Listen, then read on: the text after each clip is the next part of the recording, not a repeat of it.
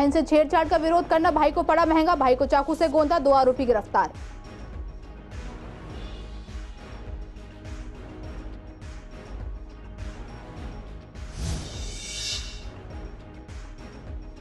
बारिश से पूर्वी दिल्ली के लोगों को मिली गर्मी से राहत, मौसम हुआ सुहाना, डेंगू के बढ़ने की आशंका।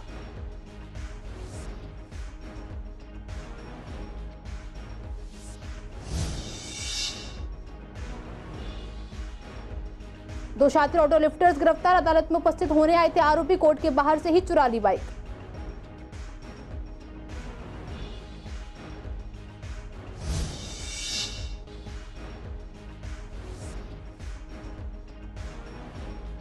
अभी तक नहीं किया गया कर्मचारियों को पक्का, महीने की पहली तारीख को भी नहीं आ रही सैलरी, लंबे समय से हड़ताल पर बैठे हैं कर्मचारी।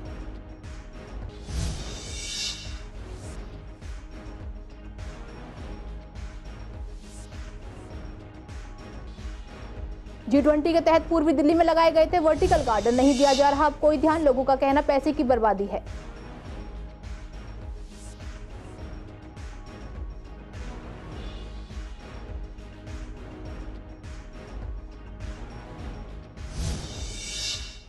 नमस्कार, आप देख रहे हैं CCN लाइव, मैं हूं आपके साथ काजल चौधरी। स्वागत है आपका हमारे खास कार्यक्रम पूर्वी दिल्ली खास में। कुछ खास खबरों के साथ करते हैं बुलेटिन की शुरुआत। मानसरोवर पार्क इलाके में 15 वर्षीय बहन से छेड़छाड़ का विरोध करना उसके नाबालिग भाई को भारी पड़ गया। आरोप है कि छेड़छाड़ करने वाले नाबालिग के पिता और चाचा ने लड़की के 17 साल के भाई को चाकू से गोद दिया। इसके बाद आरोपी मौके से फरार हो गए। घायल को इलाज के लिए अस्पताल ले जाया गया, जहां उसका इलाज जारी है। पुलिस ने इस मामले में हत्या के प्रयास का केस दर्ज कर अमित कुमार और उसके भाई सुमित को गिरफ्तार कर लिया है। मामले की छानबीन जारी है। पुलिस के मुताबिक घायल नाबालिग न्यू मॉडर्न शाहदरा इलाके में रहता है। गुरुवार शाम उसकी बहन कहीं जा रही थी। आरोप है कि उसी दौरान एक नाबालिग लड़का रास्ते में उससे छेड़छाड़ करने लगा। लड़की ने अपने भाई को इसकी जानकारी दी तो वह कुछ दोस्तों के साथ वहां पहुंच गया। लड़की के भाई और छेड़छाड़ करने वाले के बीच बहस हो गई और लड़की के भाई ने नाबालिग की पिटाई कर दी। इस पर नाबालिग ने अपने परिजनों को मौके पर बुला लिया। कई लोग मौके पर आए और उनके पास चाकू भी था। दोनों पक्ष आपस में भिड़े और तभी छेड़छाड़ करने वाले के पिता और चाचा ने लड़की के भाई पर चाकू से हमला कर दिया। नाबालिग के अलावा उसके एक दोस्त को भी मामूली चोटें आई हैं। पुलिस ने शुक्रवार को 2 आरोपियों को गिरफ्तार कर लिया है, बाकी की तलाश जारी है। सुमित मानसरोवर पार्क थाने का BC है, उसके खिलाफ कई केस दर्ज हैं। अब पुलिस लड़के के भी 164 के बयान दर्ज करवाएगी, जिसके बाद FIR में संबंधित धाराएं भी जोड़ी जाएंगी। नाबालिग को भी पकड़ा जाएगा। पिछले लंबे समय से उमस भरी गर्मी से परेशान होने के बाद अब आखिरकार दिल्ली वासियों को बारिश का तोहफा मिल चुका है। पिछले 2 से 4 दिनों से दिल्ली में गर्मी से राहत है और अच्छी बारिश भी देखने को मिल रही है। आज पूर्वी दिल्ली में हुई झमाझम बारिश के बाद मौसम सुहाना हो गया। जगह जगह बारिश से लोग खुश नजर आ रहे हैं और मौसम के सुहाने होने का मजा ले रहे हैं। पूर्वी दिल्ली के लोगों का कहना है कि कुछ दिनों से गर्मी फिर से बढ़ गई थी, अब बारिश से राहत दी है। उम्मीद है कि अब मौसम में बदलाव आएगा। हालांकि डेंगू की समस्या बढ़ने की आशंका है। दिल्ली में भी बहुत अच्छा मौसम हो गया है, लेकिन अच्छे मौसम के साथ साथ सभी को अपनी सेहत का बहुत ज़्यादा ध्यान रख रहा है, क्योंकि इन दिनों वायरल डेंगू बहुत ज़्यादा चल रहा है।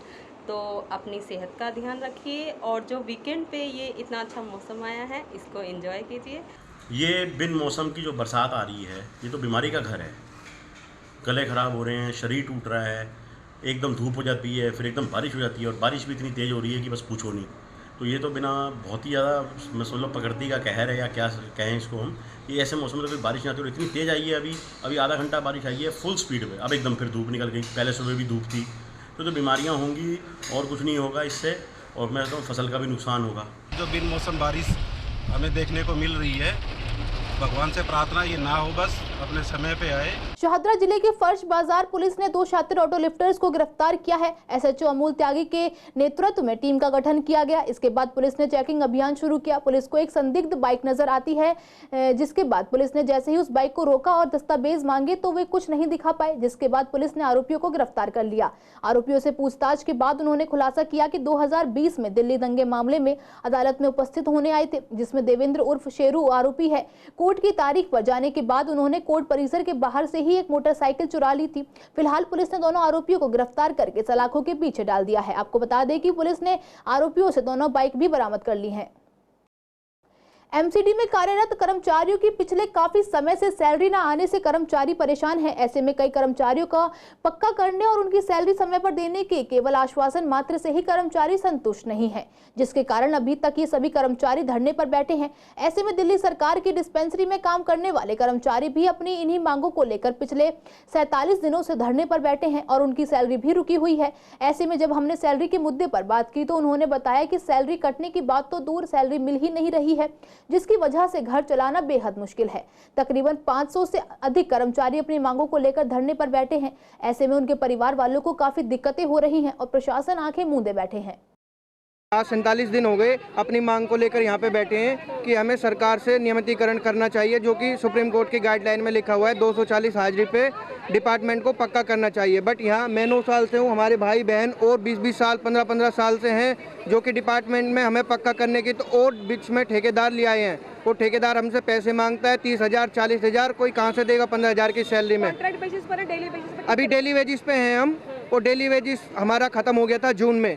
उसके बाद ठेकेदारी ले आई थी ये डीजी नूतन मुंडेजा, जिसमें कि हमें डालने की कोशिश करी जा रही थी। उस मांग को लेकर हम यहाँ पे धरने में बैठे हैं। 47 दिन हो चुके हैं। मैं दिल्ली सरकार की डिस्पेंसरी में जॉब करता हूँ। हम जितने भी सारे यहाँ पे कर्मचारी बैठे हैं, नर्सिंग तकरीबन है 585 कर्मचारी हैं मैम। और हम लोग जो है 15-15 साल से 16-16 साल से लगे हुए हैं। और हमको 2016 में दिल्ली सरकार ने डेली वेज करा था, जिसमें कि दिल्ली सरकार ने वादा करा था कि हम सभी कर्मचारियों को पक्का करेंगे। कितने सालों में?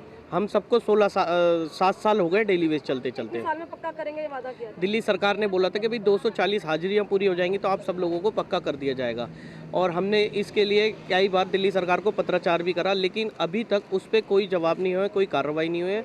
अब हम सभी कर्मचारियों के 3 से 4 महीने की सैलरी रुकी हुई है। ना तो हमारी डायरेक्टर सुन रही है, ना दिल्ली सरकार सुन रही है। इतनी परेशानी हो रही है। देखो मेरे बच्चे छोटे हैं, कॉलेज भी जाते हैं, इतने अब ट्यूशन भी नहीं पढ़ा रही मैं, क्योंकि जब अगर ट्यूशन पढ़ाऊँ तो फीस देनी पड़ेगी और बच्चे को अभी किताब के लिए पैसे मांगते हैं। हम देखो कोविड के दौरान मेरे हस्बैंड की इतनी हालत ख़राब थी, मेरे बेटे की हालत ख़राब, बच्चे अपने घर परिवार को ना देखते हुए हमने ड्यूटी करी। सुबह आके 7 बजे से शाम के 7-8 बजे तक हमने ड्यूटी करी। और इतने परेशान होने में इन्होंने उस टाइम पे हमें भूखे प्यासे, और मैम पैदल तक गए हैं हम, किसी ने हमारी कोई सुनवाई नहीं। बस हमें बाद में हमें ये सर्टिफिकेट दे दिया। इस सर्टिफिकेट से पूर्वी दिल्ली में जगह जगह सौंदर्यकरण कराने के लिए वर्टिकल गार्डन लगाए गए थे। काफी समय पहले एमसीडी ने जगह जगह इन वर्टिकल गार्डन्स को लगाया था, लेकिन उसके बाद इनकी तरफ बिल्कुल भी ध्यान नहीं दिया गया है, जिसकी वजह से इनकी हालत बेहद खराब हो चुकी है। लोगों का कहना है कि केवल पैसे की बर्बादी है। अगर किसी चीज का निर्माण हो और उसके बाद मेंटेन न किया जाए तो सब खराब हो जाता है। ऐसे में इनकी देखभाल के लिए भी एक विभाग बनाना चाहिए। ये मैडम जी पूरे दिल्ली में जो है ना तकरीबन मैंने ये बहुत जगह देखे हैं ऐसे लगे वर्टिकल गार्डन जो है, और इनका कोई औचित्य नहीं है, कोई इनकी ज़रूरत नहीं है। ये खामोश, ये इसे एक फिजूल खर्ची का एक उसको वो कहा जा सकता है कि ये मतलब सोच सिर्फ फिजूल खर्ची के अलावा ये कुछ नहीं है। ना तो ये अफसर इस पर कोई रिसर्च करते हैं कि हाँ भी इसका आगे लॉन्ग लाइफ इसका कोई बेनिफिट मिलेगा सौंदर्य के रूप में या कोई और एनवायरनमेंट के रूप में या कोई पोल्यूशन खत्म, कुछ फ़ायदा नहीं है इसका। 0/0 एकदम कोई फ़ायदा नहीं, सिवा फिजूल खर्ची। हालत बहुत ख़राब है। और हालत ख़राब है, ये कामयाबी नहीं है क्योंकि पर्टिकुलर इसको जो है पानी चाहिए। छोटा सा ये वो है, आप देख रहे होंगे ये छोटा सा गुलदान है, ये गुलदस्ता, इसमें क्या ग्रोथ करेगा पौधा। छोटे छोटे पौधे होते हैं, उसमें प्रॉपर ये लापरवाही, ऊपर से एमसीडी की ज़बरदस्त लापरवाही। मैं समझता हूँ ये निगम का एक तरह से फजूल खर्ची है, क्योंकि इसकी कोई देखभाल नहीं हो रही है। अगर देखभाल हो रही हो, ये हरे भरे हों, अच्छे लगें, सुंदर लगें, इन्वायरमेंट अच्छा लगे तो अच्छी बात है। अदरवाइज़ ये तो इसका कोई लाभ नहीं है, बल्कि और गंदगी नज़र आ रही है, आता जाता वैसे ही बुरा लगता है देखता हुआ। और हालत कैसी है अभी? हालत बहुत ख़राब है। सफाई करते इसमें पानी पड़ना चाहिए था। इसके लिए कोई नियुक्त करते किसी आदमी को कि भाई वो डिपार्टमेंट या जो भी है इसकी सफाई करेगा। ये सारा पैसा वेस्ट हुआ, क्या फ़ायदा हुआ इसका? कुछ लगाया गया था यहाँ पर पहले? भाई यही लगाया गया, इसके अलावा कुछ भी नहीं। देखिए आज इनकी हालत, पौधे लगे थे इसमें थे थोड़े से पौधे, खराब हो गए सब। आज देखो ना इसकी हालत देखिए आप, गमले टूट भी चुके हैं, उखड़ भी गए। सब कोई मेंटेनेंस नहीं है। सबसे बड़ी बात ये कि आप पैसा खर्च कर रहे हैं तो उसके मेंटेनेंस को देखें ना आप। नई सीमापुरी से लेकर कब्रिस्तान और जैन मंदिर रोड तक 65 लाख रुपए की लागत से बनने वाली सड़क के निर्माण कार्य की शुरुआत सुंदर नगरी की निगम पार्षद और निगम की स्थायी समिति की सदस्य मोहिनी जीनवाल ने इलाके के सीनियर सिटीजन से कराया। इस मौके पर सीमापुरी के विधायक राजेंद्र पाल गौतम और नगर निगम के अफसर भी मौजूद थे। मोहिनी जीनवाल ने बताया कि ये सड़क नई सीमापुरी और दिलशाद गार्डन की लिंक रोड है और इस सड़क को बनाने के लिए एमसीडी कमिश्नर से बजट अलॉट कराया गया है। इस रोड पर कब्रिस्तान भी बना हुआ है और इस सड़क के बन बन जाने से जनाजा ले जाने वालों को भी दिक्कत नहीं। साथ ही E44 की झुग्गियों के निवासी और जैन मंदिर कॉलोनी के लोग भी सड़क के बन जाने से लाभान्वित होंगे। राजधानी दिल्ली में आयुष्मान भारत को लेकर अब सभी जिलों में तेजी से काम किया जा रहा है, जिसके तहत आज शाहदरा जिला में जिलाधिकारी प्रांजल पाटिल ने प्रेस कॉन्फ्रेंस करके जानकारी देते हुए बताया कि आयुष्मान भारत का अब नया कैंपेन लॉन्च किया जा रहा है, जिसके तहत 17 सितंबर से आयुष्मान भव कैंपेन चलाया जाएगा, जिसका नाम आयुष्मान भव रखा गया है। इसका उद्देश्य है कि शरीर को कैसे स्वस्थ रखा जाए, कैसे इसको लेकर सजग रहें जिससे हमारी स्वस्थ और लंबी उम्र बन सके। इसको 3 पहलुओं में बांटा गया है, जिसमें आयुष्मान आपके द्वारा, आयुष्मान मेला और आयुष्मान सभा शामिल है। आयुष्मान आपके द्वार में सभी आशा वर्कर घर घर जाकर स्वास्थ्य की जानकारी लेंगे और रिपोर्ट करेंगी। दूसरा है आयुष्मान मेला, जिसमें हेल्थ चेकअप कैंप का आयोजन किया जाएगा। और तीसरा है आयुष्मान सभा, जिसमें माध्यम से सभी को उनके स्वास्थ्य के प्रति जागरूक किया जाएगा, जिससे उनकी लंबी उम्र बनाई जा सके। आगे आप सुनिए कि इस प्रेस कॉन्फ्रेंस में और क्या कुछ कहा गया। अवेयरनेस करेंगे कि हम क्या करें तो ये हम प्रिवेंट कर सकते हैं, ये डिजीजेस हमें होने से हम रोक सकते हैं। एट द सेम टाइम अगर ये ऑलरेडी किसी ने कोई व्यक्ति इस चीज़ से परेशान है तो वहाँ वो ड्रग्स भी प्रिस्क्राइब कर सकते हैं, है ना। तो स्क्रीनिंग होगी कि किनको नॉन कम्युनिकेबल डिजीज़ से परेशानी है, किनको नहीं है तो क्या करना चाहिए, नहीं है तो क्या करना चाहिए।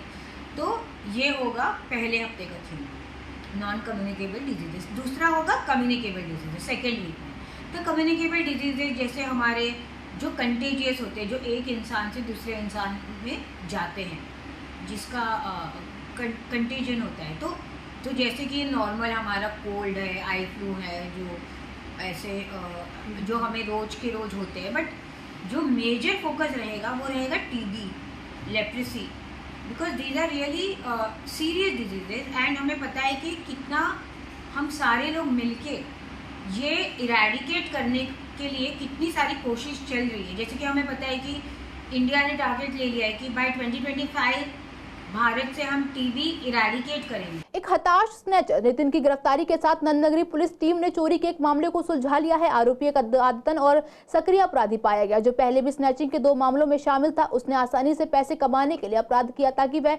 नशीली दवा और शराब की लत को पूरा कर सके। उसके कब्जे से 81,000 रुपए भी बरामद किए गए।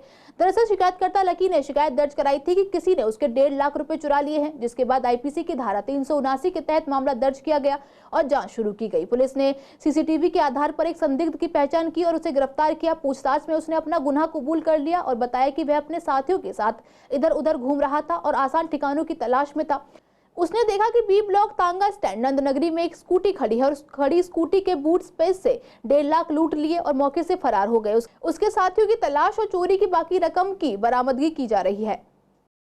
सड़कों की मरम्मत की अगर बात करें तो इनकी मरम्मत समय समय पर ना होने से लोगों को परेशानी तो होती ही है, साथ ही ये टूटी सड़कें हादसों का भी कारण बनती हैं। ऐसे में अगर बात करें कड़कड़डूमा की सड़कों की तो यहाँ एमसीडी ऑफिस के बाहर और हेडगेवार हॉस्पिटल के सामने की सड़कें टूटी हुई हैं। लोगों का कहना है कि दोनों ही तरफ की सड़कें टूटी हुई हैं और उन पर कच्चा मलबा और मिट्टी डाल दी गई है। बारिश के कारण वो सब नीचे बैठ जाता है और अब यहाँ फिर से गड्ढे हो गए हैं, जिसकी वजह से दिक्कतें हो रही हैं। विभाग को चाहिए कि समय समय पर जो सड़कें टूटी हुई हैं उनकी मरम्मत करे, जिससे लोग परेशान ना हो। यहाँ पे बड़ी दिक्कत है, यहाँ पे बहुत काफ़ी टाइम से टूटी हुई सड़क है और यहाँ पानी भर जाता है। बारिश में अभी तो बहुत पहले दिक्कत हो जाती है, बहुत ज़्यादा झटके से गाड़ी एकदम नीचे उतरती है, एकदम बहुत ज़्यादा गड्ढा है। हाँ हो जाती, लग जाती है एक दूसरे के जाकर पीछे, मान लो पीछे तेज़ी से आ रहा है कोई उड़ा के मंदी करके उतर रहा है नीचे, क्योंकि मंदी करनी पड़ती है ना वहाँ पे नीचे, क्योंकि गिर ना जाए कोई। कुछ गड्ढा काफ़ी गहरा है काफ़ी। फिलहाल तो ये हमारा ऑफिस है यहाँ पे, तो इसलिए यहाँ से इधर से आते हैं। तो ये बहुत पुराना गड्ढा है यहाँ पे। ये अभी तक मरम्मत नहीं, काफ़ी टाइम हो गया इसको।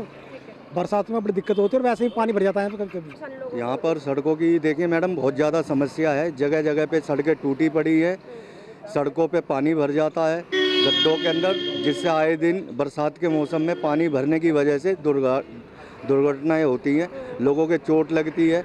लोग अचानक में जैसे गाड़ियों से निकलते हैं, उनको पता नहीं होता नीचे गड्ढा है या क्या है, उससे और भी ज़्यादा परेशानी होती है, क्योंकि बरसात में वो पानी के साथ मट्टी सारी बह जाती है और फिर दोबारा वही गड्ढे की स्थिति हो जाती है। कई बार ऐसा हुआ है कि लोग पलट भी गए स्कूटी या बाइक सवार। जी कई बार हुआ है। कई लेडीज़ों के इसमें चोटें भी आई हैं और कई लोगों को गंभीर स्थिति में अस्पताल में भी भर्ती कराना पड़ा। भगोड़ों को गिरफ्तार करने के निर्देशों को ध्यान में रखते हुए घोषित अपराधियों को पकड़ने के लिए शाहदरा जिले के सभी पुलिस स्टेशनों में समर्पित टीमों का गठन किया गया था। थाना गीता कॉलोनी में घोषित अपराधियों को पकड़ने के लिए एक टीम गठित की गई थी।